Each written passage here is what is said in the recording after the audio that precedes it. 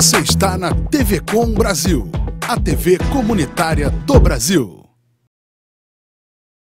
A TV Com BR traz hoje um debate sobre o mundo árabe, o Ocidente e os conflitos do momento atual. Nós faremos isso através da divulgação e de um debate sobre um livro lançado pela professora, historiadora e jornalista Beatriz Bício, que nós trazemos hoje ao nosso programa, que lançou o livro O Mundo Falava Árabe. Esse livro é muito importante para a gente entender um pouco a situação atual que nós vivemos no mundo.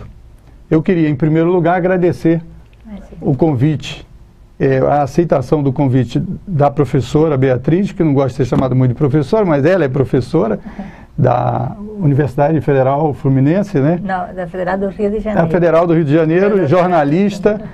E eu aqui, antes de passar a palavra, eu gostaria de dizer aqui as definições aqui, o currículo um pouco da Beatriz Bício.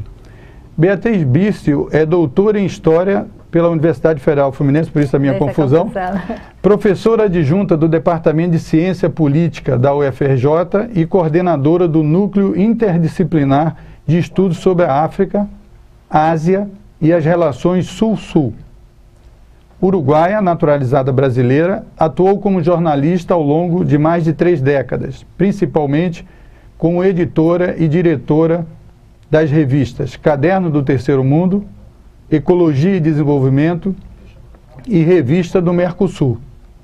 Vencedora dos prêmios Vladimir Herzog de Jornalismo e Golfinho de Ouro de Jornalismo, é consultora em Relações Internacionais, presidente executiva do Instituto Cultural Brasil-Uruguai e da ONG Espaço Cultural Diálogos do Sul.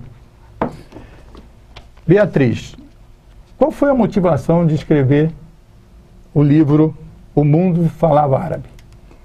Moisés, bom, em primeiro lugar, obrigada pelo convite, para mim é uma honra e um prazer estar aqui.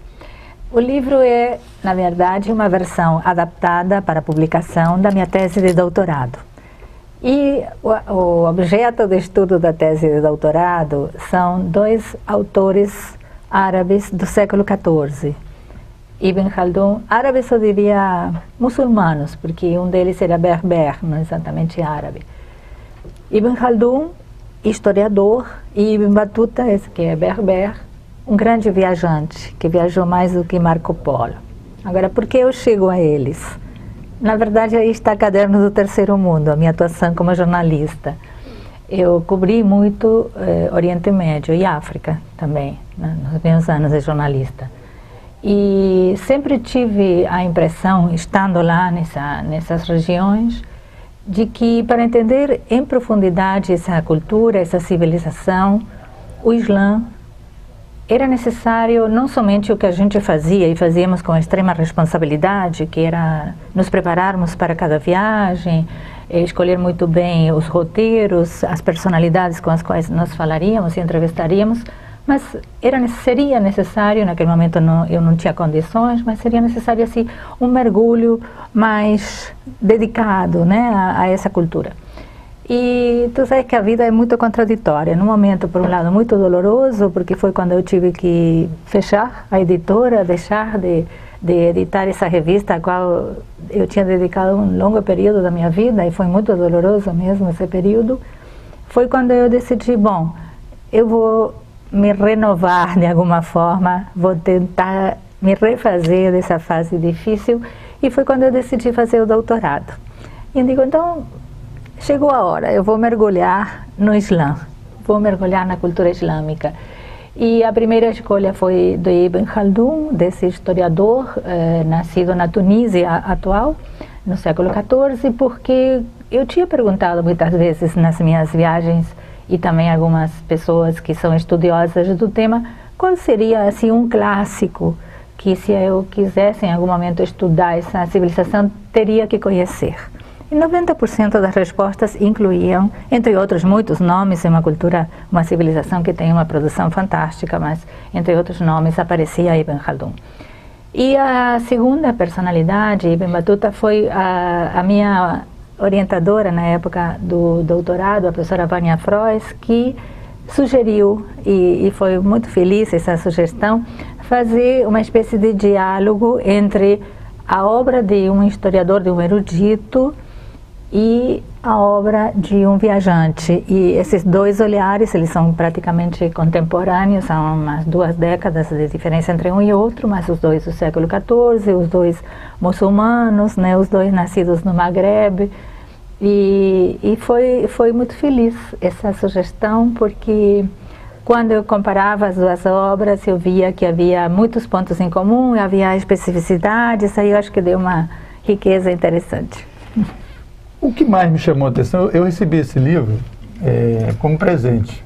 Que bom. Me chamou a atenção o título.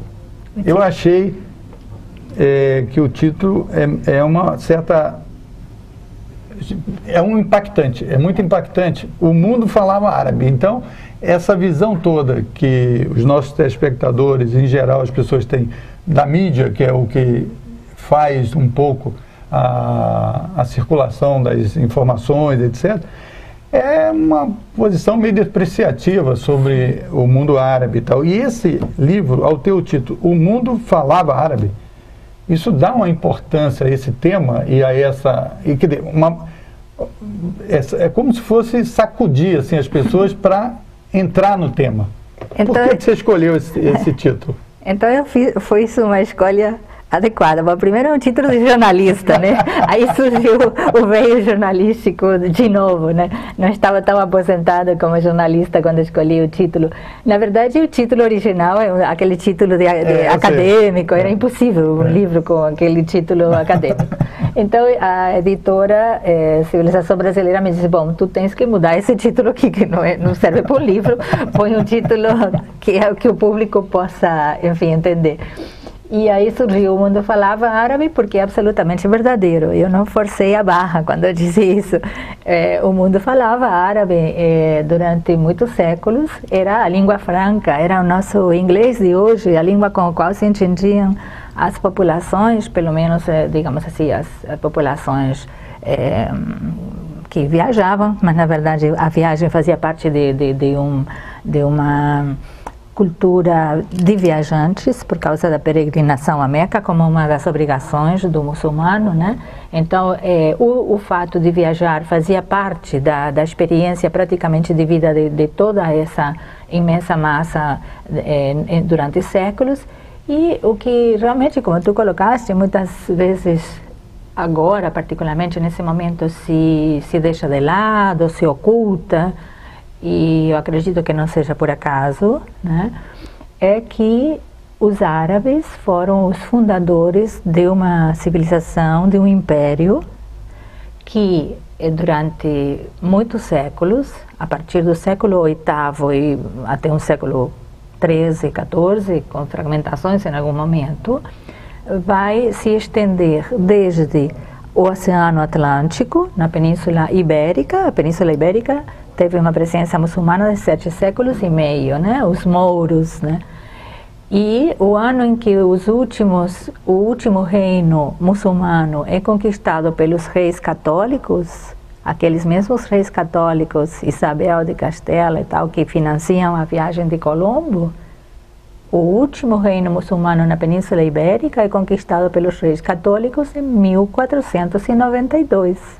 Quer dizer, só fazendo um parêntese, que aqueles ibéricos que aportaram aqui na nossa América, eles tinham uma bagagem cultural muçulmana muito forte, porque os cristãos, eram grandes admiradores da cultura muçulmana, que era muito mais sofisticada nessa época que a própria cultura cristã. Mas então, voltando um pouco à descrição do Império, o Império Muçulmano, no que nós chamamos de Idade Média, a partir do século VIII, ele vai se constituir no maior império da Idade Média e vai desde o Oceano Atlântico, como eu estava te dizendo, da Península Ibérica, norte da África, né, o que hoje seria o Marrocos, tal, praticamente até os confins da China.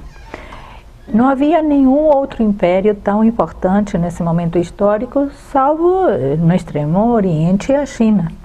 Mas a Europa fragmentada depois da queda do Império Romano, não chegava aos pés do poder desse grande império.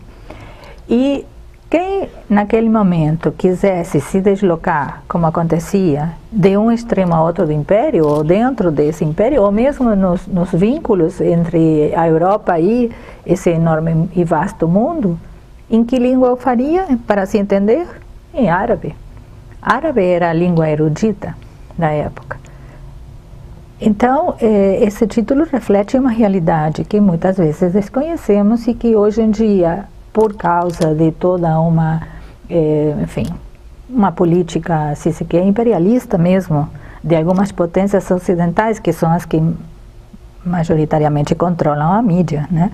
Em relação a esse mundo muçulmano, esse mundo oriental, árabe, islâmico, eles tentam nos passar essa imagem de um grupo de praticamente de beduínos ignorantes, né?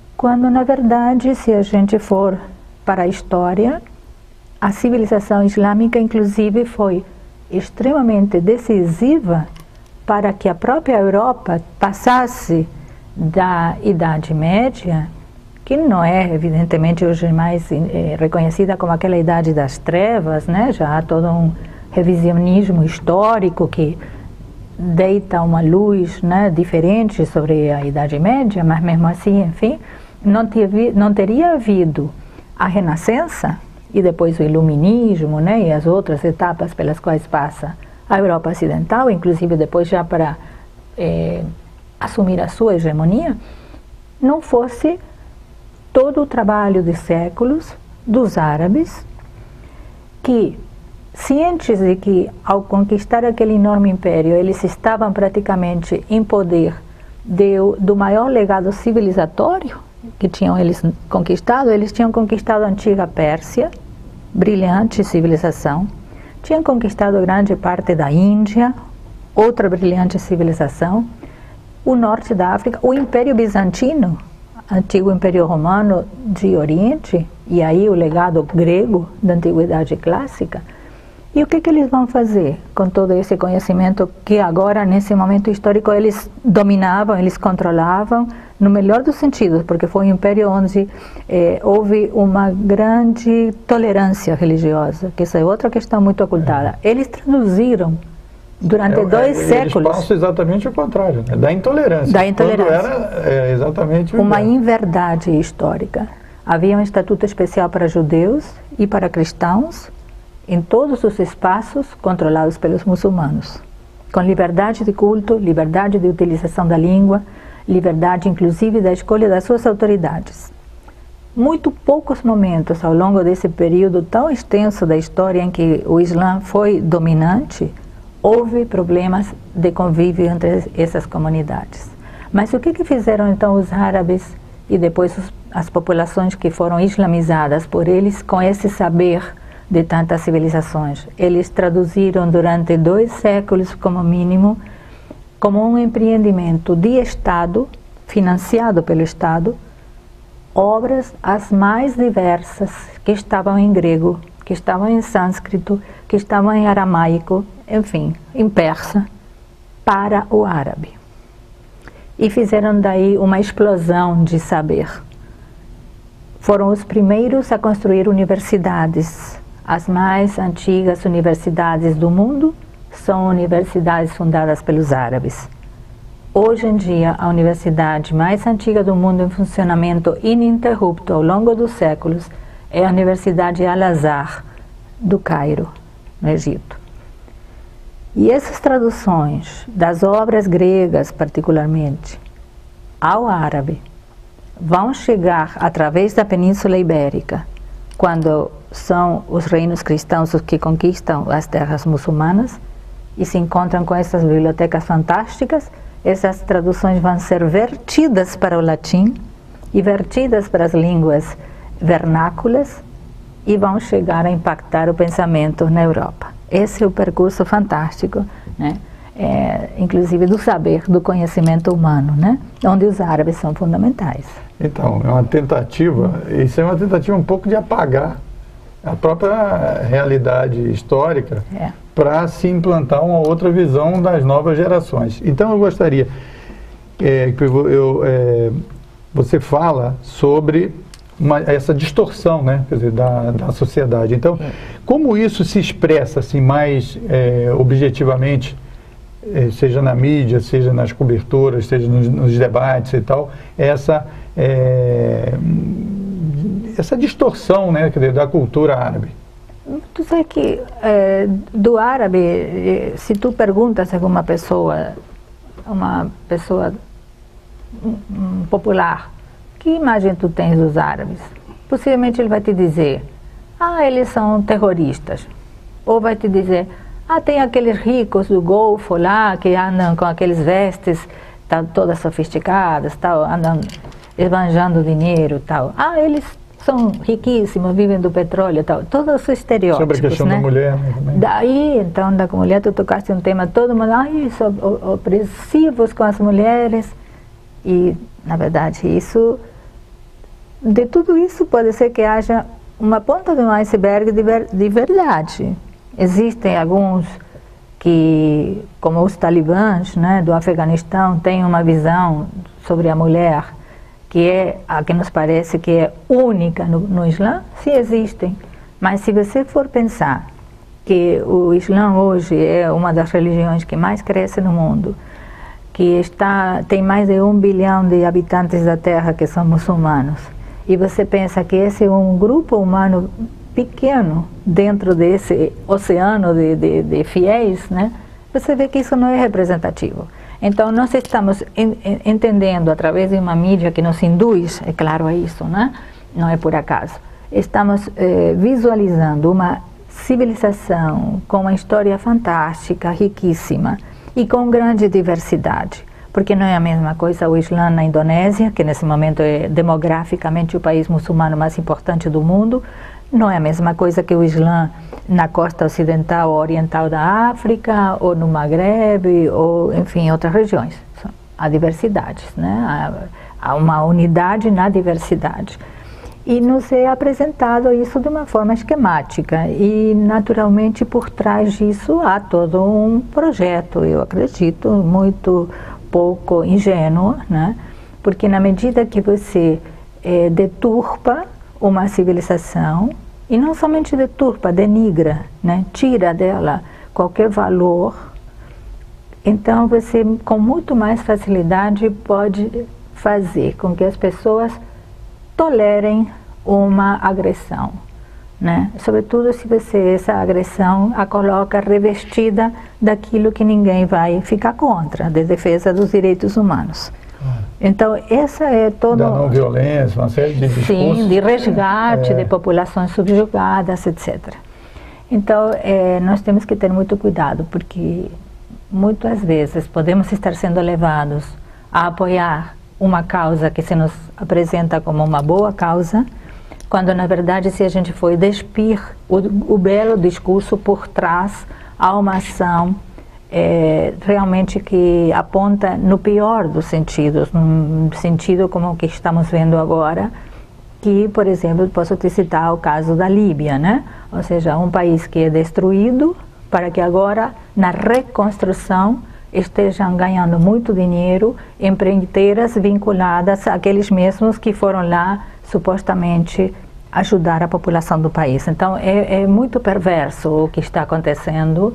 E a população árabe e o Islã, o islamismo, o homem e a mulher muçulmanos estão sendo realmente vítimas de uma campanha absolutamente deslocada da realidade do que é o Islã, infame, injusta, né? E que eu pessoalmente considero que é um crime realmente contra a humanidade. Esse realmente, sem meias palavras, é a minha interpretação daquilo que tu me perguntaste, por que nós temos essa visão, né? Antes da gente prosseguir nessa linha, eu tenho aqui algumas perguntas sobre isso. Eu gostaria que falasse o seguinte: o Brasil, eu estive até num congresso de trabalhadores e encontrei uma pessoa que foi convertida ao islamismo. E ela me falou que no Brasil tem em torno de 1 milhão de muçulmanos e de frequentadores de templos, etc. Qual a repercussão do livro? Esse livro já foi lançado desde outubro do ano passado. Qual é a repercussão no Brasil do seu livro? Eu acho que é muito boa, é surpreendente para mim, porque já está na segunda edição, se esgotou a primeira edição. A Civilização Brasileira já fez e distribuiu a segunda edição. E em função dessa aceitação, eles decidiram também fazer uma edição como e-book, né, para quem lê nos tablets, né, e que está sendo lançada agora. Eles me falaram que estava para ser lançada. Significa, portanto, que apesar de que o livro parte de uma tese de doutorado, né, por mais que eu fiz toda uma adaptação, cortei notas de rodapé e tal, mas enfim, de qualquer forma é uma leitura, eu acho que não é uma leitura difícil, porque eu não sei escrever difícil, eu sou jornalista, né? Nem que me peçam, eu não sei escrever difícil. Mas é um livro que tem uma certa, enfim, é longo, né? Tem vários capítulos, né? Faz todo um recuo na história e tal. Então, quem lê tem que mergulhar nele, enfim, né? Mas eu acho que foi uma agradável surpresa a aceitação. Não, essa questão que você está falando dele é longo e tal, essa história essa história com né? De relegar um pouco os livros a um segundo plano, isso é um totalmente furado, né? Porque essa história que você escreve, você com VC e etc., que a internet estimula muito, etc., isso não vai levar a gente a um lugar muito bom, né? Não. Porque nós vamos ficar exatamente dominados por aqueles que têm o conhecimento, etc. É muito importante para quem se interessa para entender esse conflito, principalmente os segmentos progressistas, etc., tem que ler o livro inteiramente, aprofundar, debater, etc. E é nisso que eu queria entrar, viu, Beatriz? Por que esse conflito que se expressa tanto quando a gente discutiu o preconceito, né, contra a sociedade e a cultura árabe, qual a base do conflito? Com o Ocidente? Com o Ocidente, principalmente. Porque a gente convive aqui com essas notícias no dia a dia e só vem notícias nesse campo. Exato. Bom, primeiro eu só queria te dizer que no livro, na verdade, eu não chego a entrar exatamente no tema do conflito Oriente-Ocidente, até porque nesse momento que os dois autores escrevem, no século XIV, a Europa ainda era marginal, digamos, né? Começava a se vislumbrar o que viria a acontecer nos séculos seguintes e uma Europa que vai ficar mais rica e a partir disso vai fazer uso do seu poder para, inclusive, conquistar terras islâmicas, né? Mas não é exatamente o conteúdo do livro. O livro, o que eu faço, que foi primeiro um exercício para mim mesma, que eu necessitei fazer, e aí, enfim, depois para o leitor, então fica à disposição do leitor, foi tentar entender como o próprio muçulmano entende a sua civilização, seus valores, sua visão de mundo, sua visão da história, é isso que o livro apresenta. Agora, claro, meu engajamento... Isso, porque nosso objetivo, ao divulgar o seu livro, é exatamente tentar mostrar um caminho, como foi parecido, que você percorreu, que sentiu a necessidade de entender melhor aquilo que você já visitava, que você fazia matéria, etc., você foi aprofundar. Mas aqui nós queremos explorar também a jornalista que já fez esse movimento, para entender um pouco a situação atual. Exato. Não, pois eu atualmente estou lecionando política internacional na universidade, trabalhando com África, Oriente Médio no século XX, né? Então, nenhum problema de entrarmos na temática contemporânea, que por sinal eu fiz esse exercício para ter uma bagagem maior para chegar ao presente, isso. Que eu, como toda a minha formação de jornalista, eu não queria virar, por mais que gosto muito disso, uma especialista nessa etapa medieval, digamos assim, do Islã. Então, como surge esse enfrentamento Oriente e Ocidente ou Islã-Ocidente? É uma pergunta extremamente interessante e muito complexa. Eu posso apontar alguns elementos assim do que eu considero que são momentos, né, que nos ajudam a entender. Uma primeira questão é talvez esse pano de fundo que eu estava mencionando.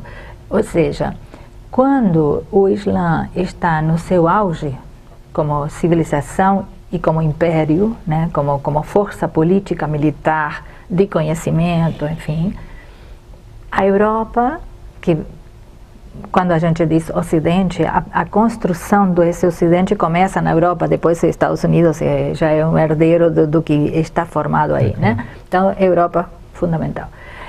A Europa, então, nesses séculos, né, até o século XV, ela olha para esse Islã como o grande poder, né?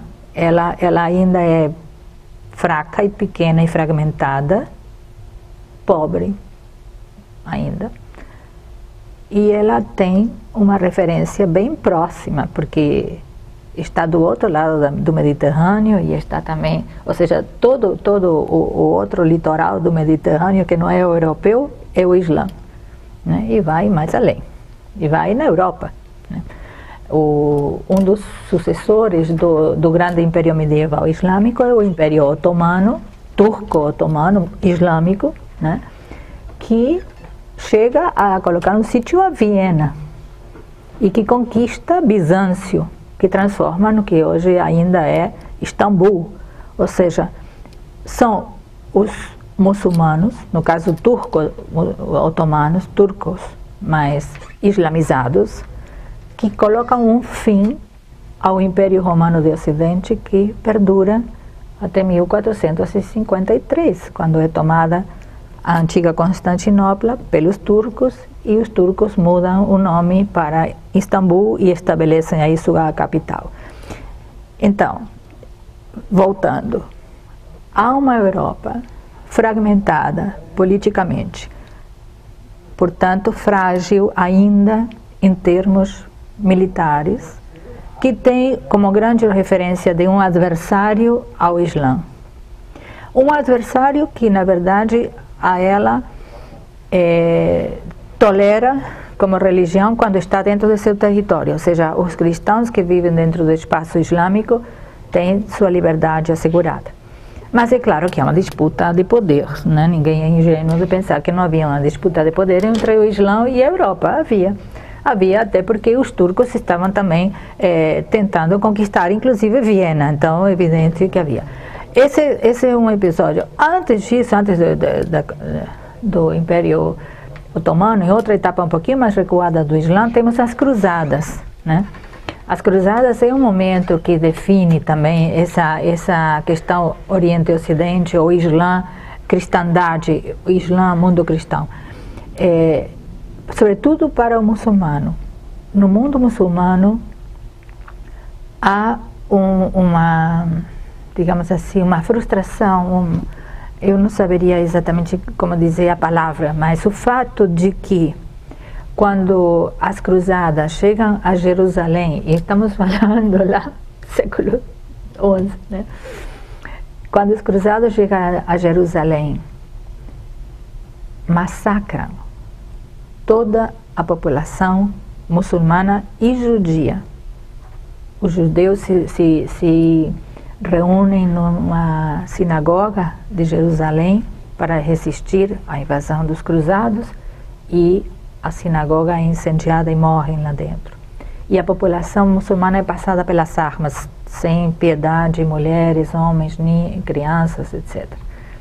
Essa lembrança é impressionante como está viva ainda na memória coletiva do Islã.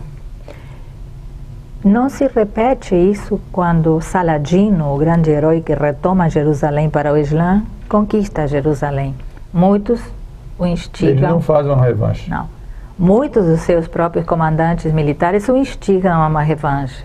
E ele não faz. Ele deixa que todos os cristãos saiam, vão embora. Então, nós temos esse episódio das Cruzadas, temos a referência de uma Europa que vai se fortalecendo na medida, inclusive, que o ouro e a prata da América vai chegando à Europa, né? E que vai fortalecer, sobretudo, primeiro, as potências coloniais ibéricas, né?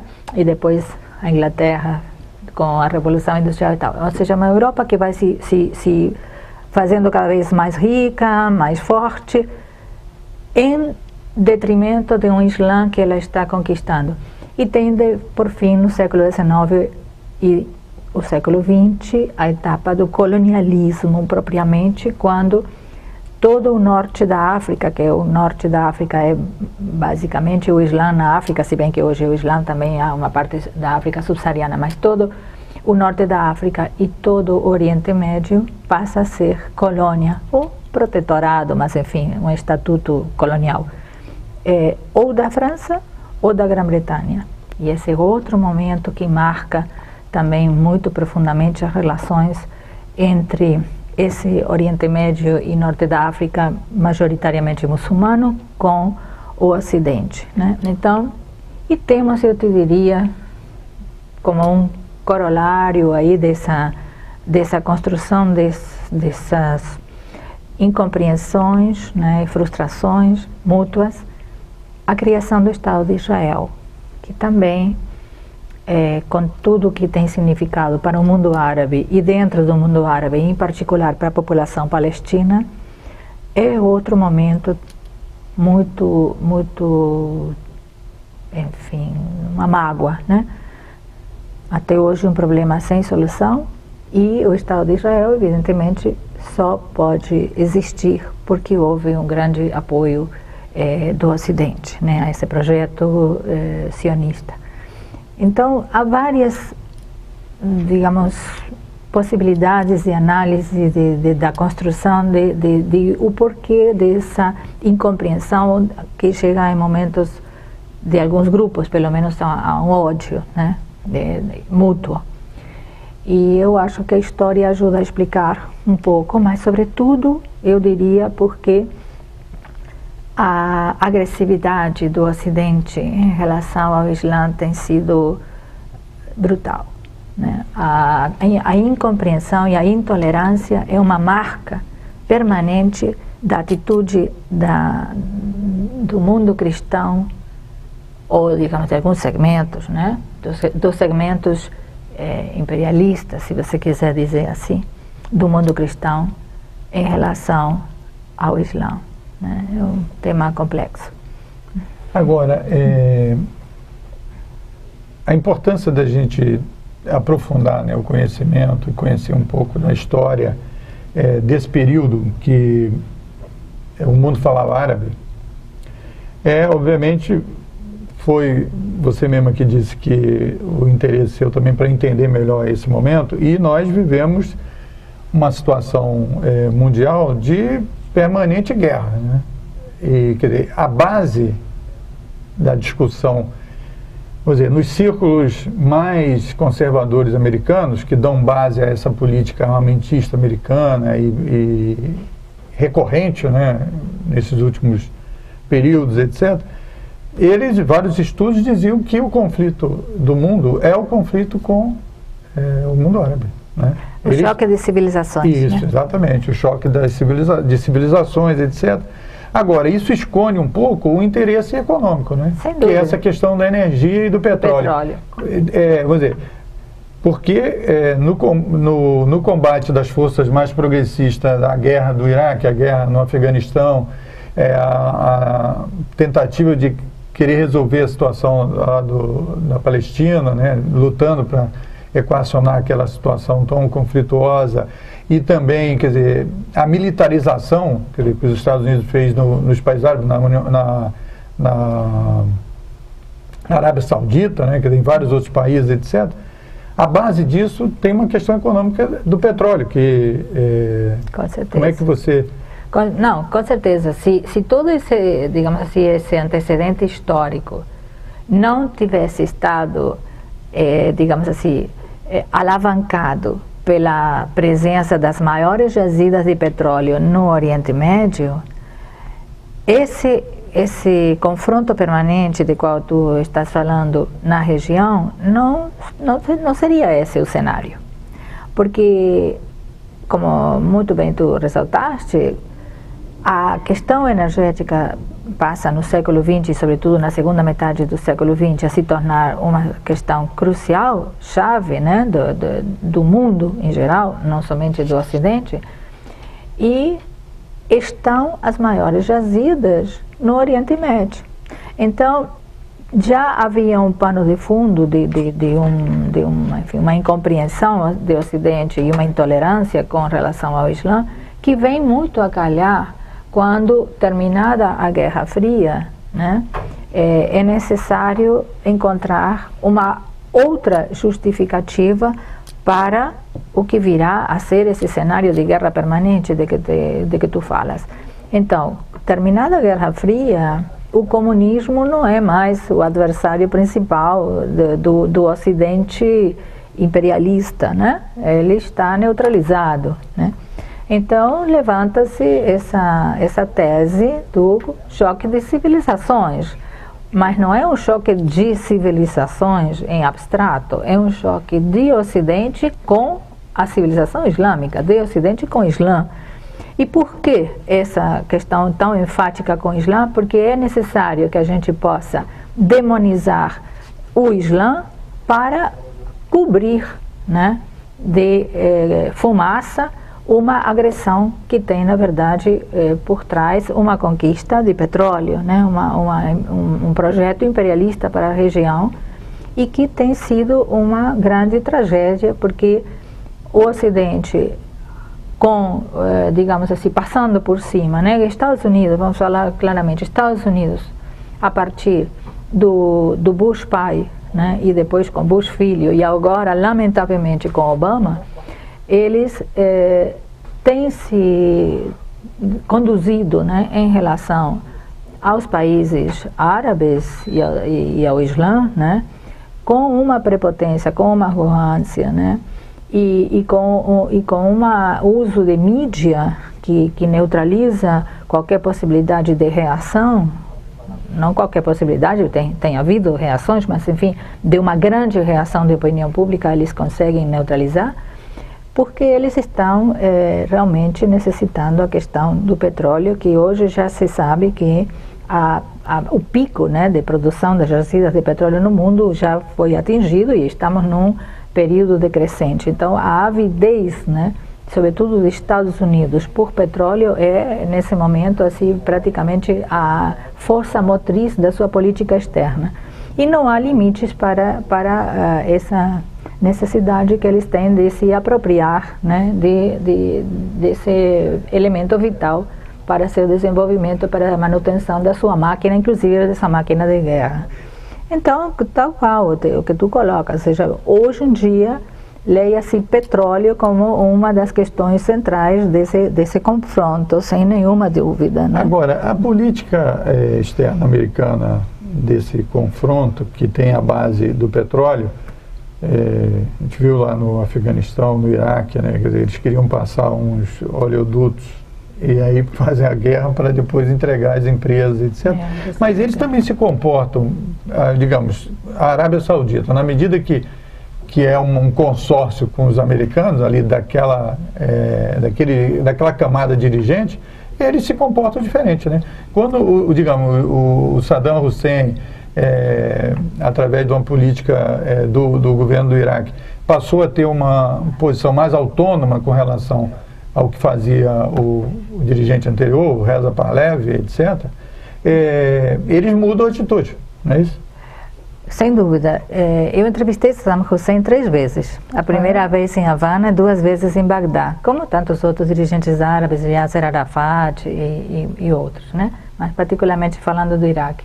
E eu sempre digo, e eu sei que com isso posso ferir muitas suscetibilidades, mas utilizando-me de uma frase que eu gosto muito de Darcy Ribeiro, e que ele usava, o professor Darcy Ribeiro usava, na verdade, para descrever o golpe contra o presidente João Goulart, e ele dizia: o presidente João Goulart foi deposto não pelos seus erros, e aí dizia Darcy, e eu admito que cometeu erros, né?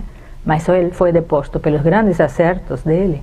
Eu digo isso com relação a Saddam Hussein. Saddam Hussein cometeu erros, tinha defeitos, sim. E quem não tem? Quem não tem. Mas ele foi deposto pelos acertos dele em relação ao projeto que ele tinha para o Iraque e para a região. Ele estava utilizando os recursos do petróleo para construir um grande Iraque, né, poderoso, claro, num projeto que a gente pode discrepar do projeto, mas era um projeto que estava alicerçado no poder militar. Exatamente. Agora, hoje em dia tem que resolver isso, né? Exatamente. Se é o Saddam, se é outro. Diz, bom, era um projeto que tinha uma base militar, sim, e pode no Oriente Médio hoje em dia ter algum projeto de desenvolvimento que não esteja alicerçado numa base militar, com o poder do Ocidente em cima deles, enfim. Mas ele tinha um projeto que era desenvolver o Iraque, e com o desenvolvimento do Iraque, desenvolver a região. Ele, por exemplo, foi um dos maiores financiadores dos palestinos, né? Não é por acaso que, até o último momento, Arafat fica do lado de Saddam Hussein, com tudo que isso significou de desgaste para o próprio Arafat, enfim, de ter sido questionado, inclusive, dentro de fileiras palestinas, né? Mas ele sabia muito bem o grande apoio que tinham recebido os palestinos do Iraque, né? Do Iraque sob Saddam Hussein. Evidentemente, os americanos, quando entram em Bagdá, é como aquele elefante na cristaleira, eles destroem um dos países. Olha, a capital daquele grande império, na época de esplendor do Império Medieval, era Bagdá. Somente entendendo o que a Bagdá significa na história do Islã é que você pode entender o choque emocional que constituiu para o mundo islâmico e particularmente para os árabes ver Bagdá sob as bombas de Bush pai e depois destruído. Esse é um choque, sabe, do qual a região não se refez, nem se refará tão cedo. Porque é a grande capital do esplendor máximo do Islã na época de auge, com a Casa da Sabedoria, onde esses tradutores traduziram as maiores obras da humanidade. Essa Casa da Sabedoria, inclusive, que existe até hoje e que foi bombardeada por Bush, né? Como foi saqueada a universidade, não sei se tu sabes que museus, quando os museus, se viu várias peças 20 mil teses de doutorado produzidas no Iraque foram queimadas quando queimaram a Universidade de Bagdá. Se perderam, porque essas 20 mil teses não estavam copiadas, não havia backup em outro lugar. O Museu de Bagdá, bom, enfim. Então, é uma tragédia da qual não se fala a destruição do Iraque, como é uma tragédia o que está acontecendo com a destruição da Síria, como é uma tragédia a destruição da Líbia. Então, o que está acontecendo é uma tragédia de dimensões que nós não temos noção, porque a imprensa não fala nisso. São países extraordinariamente ricos em diversas formas de se olhar, cada um com suas especificidades. Não podemos colocar no mesmo patamar a Líbia que o Iraque, a Síria, etc.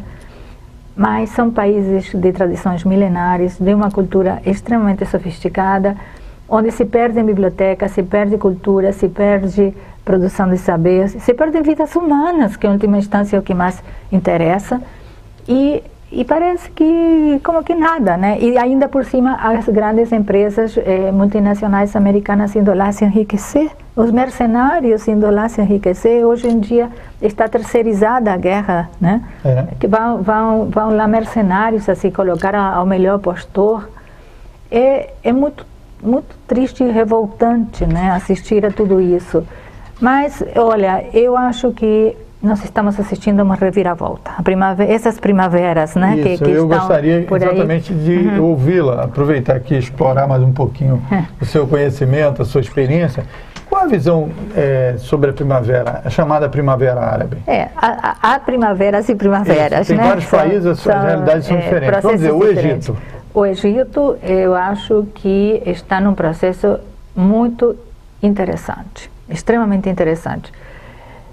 Há aqui também enfim, nos nossos países e particularmente na América Latina uma interpretação porque, claro, a gente quando vê um golpe, né, porque ninguém pode negar que militar que derruba um presidente está dando golpe, né, não podemos colocar eufemismos, mas qual é a nossa tendência com tudo o que a gente sofreu aqui na América Latina?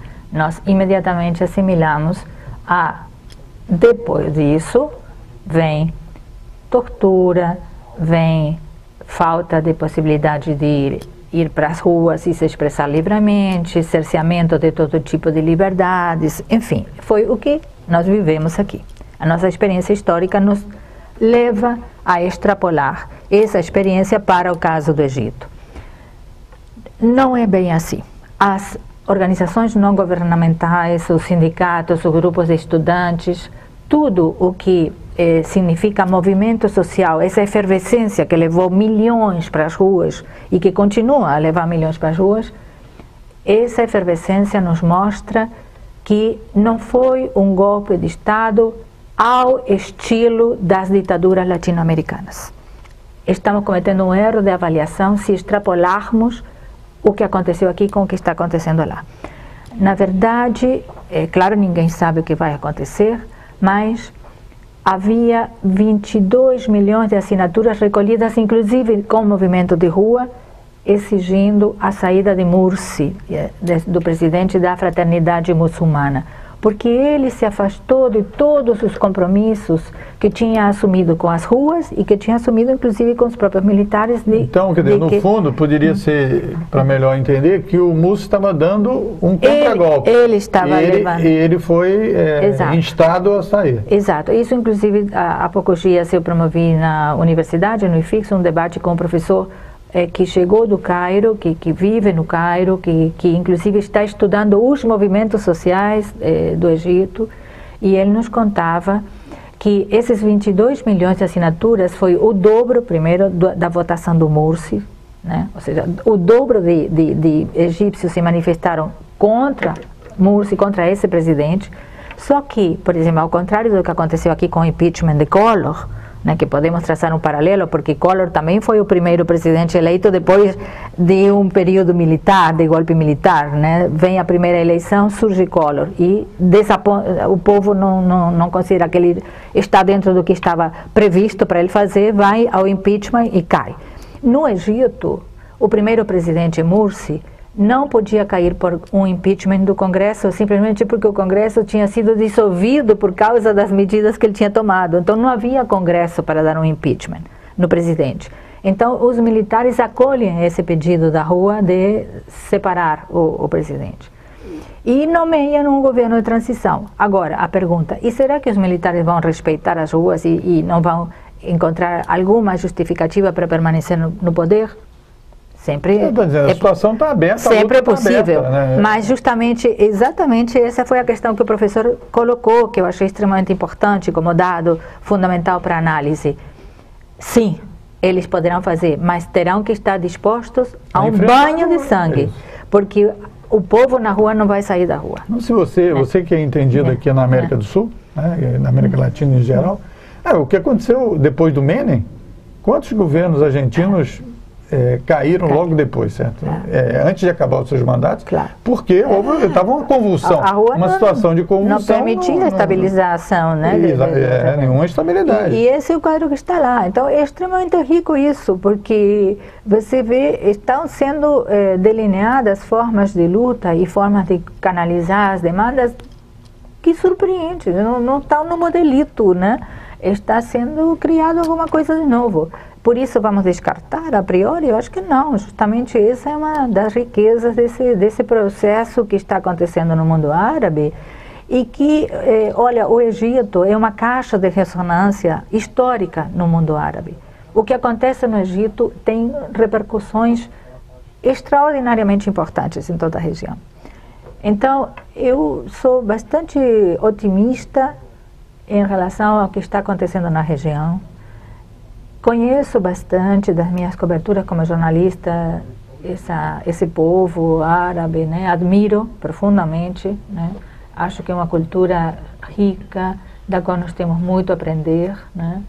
em solidariedade, porque é uma cultura extremamente solidária, né? Agora, Beatriz, e a situação na Síria? O que você poderia nos clarear? Na Síria, eu acredito, Moisés, que estamos num momento em que Estados Unidos compreendeu que uma intervenção seria altamente arriscada para o Obama, né? Eu acho que o Obama, como se diz popularmente, está colocando as barbas de molho com a Síria, porque a Síria, em primeiro lugar, é um país extremamente estruturado socialmente, militarmente, né? Agora, lamentavelmente, destruído, né? Grandes cidades, áreas de valor histórico, né? O custo enorme em vidas humanas, enfim, mas não é fácil para Estados Unidos entrar como elefante lá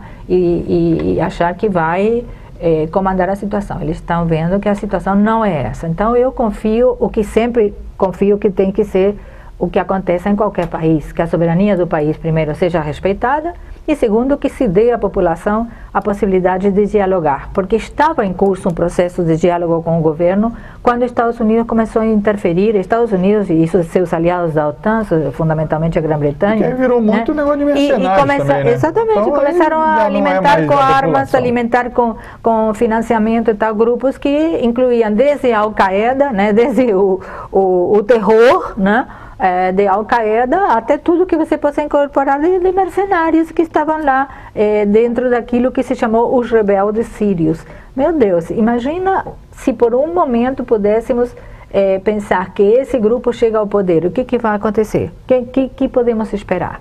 Né? Primeiro, é uma colcha de retalhos, não há nenhuma proposta de país, né?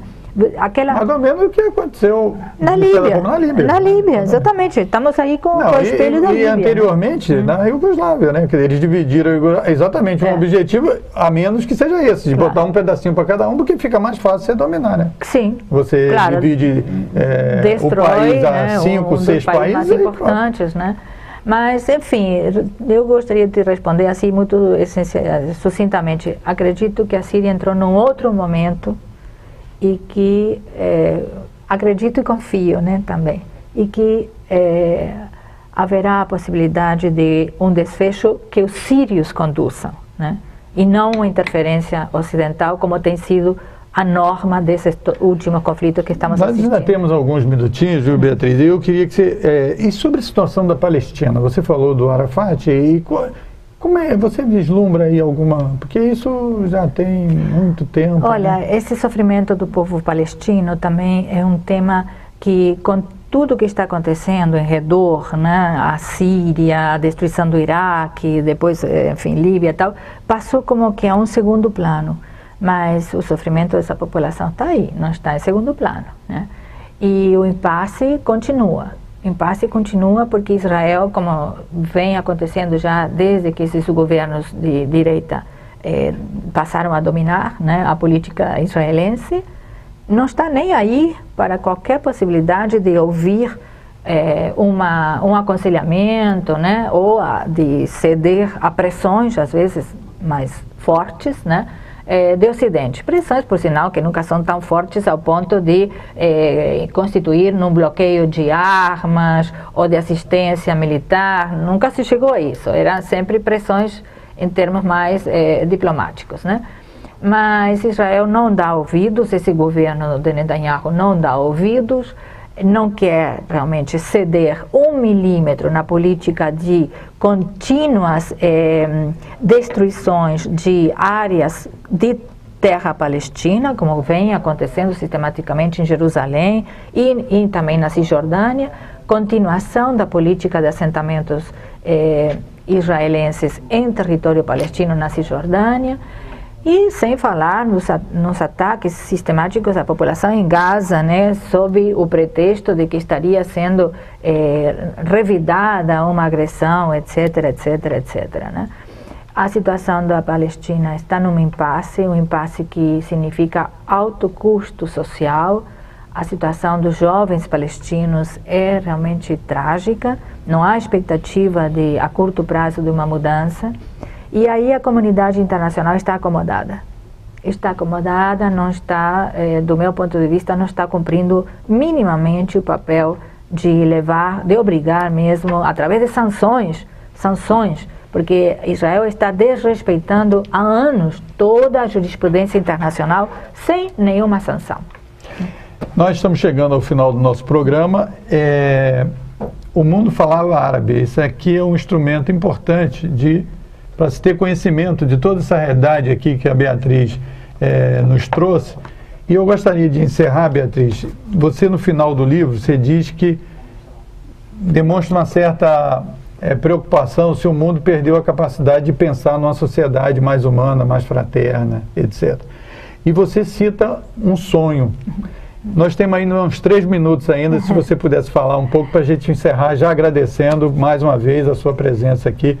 Foi muito interessante essas suas colocações. Obrigada, Moisés. Bom, o sonho foi o seguinte: eu estava já terminando o doutorado, são 4 anos que a gente se debruça na obra de um autor, no caso de dois autores. A gente ganha uma intimidade com o autor, né? Já leu para cima, para baixo, para a biografia e tal.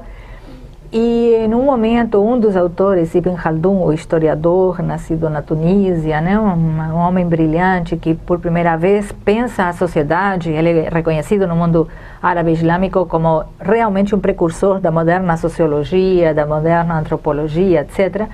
Ibn Khaldun escreve, né, na sua autobiografia, que ele está vivendo num momento de tão profundas transformações que é necessário um historiador, que se propõe a ser ele, que relate um pouco a história do mundo para as gerações futuras, na expectativa de que haja sempre a possibilidade de sonhar, né, com um mundo melhor. E aí eu sonhei com ele uma noite, no meio desse final de doutorado. Eu ia transportada com um pássaro, enfim, uma coisa assim muito lúdica, né? E encontrava ele e conversávamos, né? Através dos séculos, século XIV e século XXI, né? Foi muito inusitado. E eu amanheci assim com uma sensação de que eu tinha estado com ele, foi muito, muito louco. E aí eu dizia, Ibn Khaldun, você sabe que essas suas palavras, quando você introduz a sua obra, me fazem refletir de que mudaram os séculos, mas na essência da humanidade pouca coisa mudou, porque no nosso século também está havendo transformações tão profundas como que você no seu momento sentiu que estavam transformando o seu mundo. Eu sinto também que meu mundo está em transformação, mas será que nós perdemos a capacidade de pensar num mundo melhor, né? E aí se dava essa conversa fascinante, né, com esse homem que fez uma obra tão elaborada, sofisticada, precursora de uma série de assuntos que ele trata pela primeira vez, né? E que até hoje instiga os estudiosos, né? E realmente me deixou essa sensação assim de que o passado e o presente se confundem como 2 gotas d'água, que é uma frase dele também muito bonita, né? Então, mais uma vez, muito obrigado, Beatriz, e eu acredito que o seu livro também é fundamental para a gente continuar acreditando que a paz é possível e deve-se brigar, lutar para que isso seja, esse mecanismo de convivência pacífica entre os povos possa ser o determinante. Obrigado por você ter nos acompanhado aí na entrevista e obrigado à professora, historiadora, cientista política, Beatriz Bício. Obrigada, Moisés. Muito obrigada.